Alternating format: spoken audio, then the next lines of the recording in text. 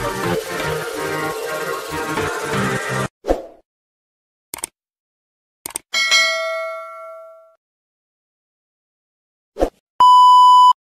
hari ke hari menanti kabar dari mereka.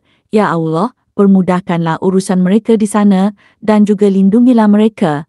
Kami semua sedang menanti kepulangan mereka, wirawirawati negara.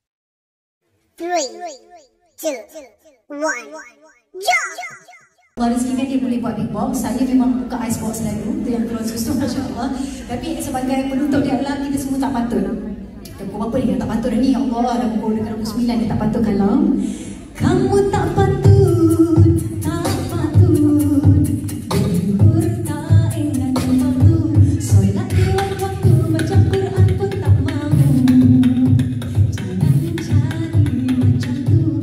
Ini tak membantu. Jangan jadi macam hantu. Jangan jadi macam hantu.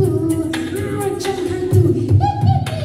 Jadi macam mana caranya kita untuk berhibur sampai kita tak leka.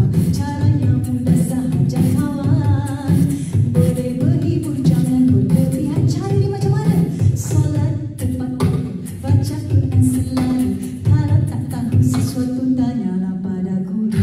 Tuntut ilmu yang sekasilu. Thank you for watching.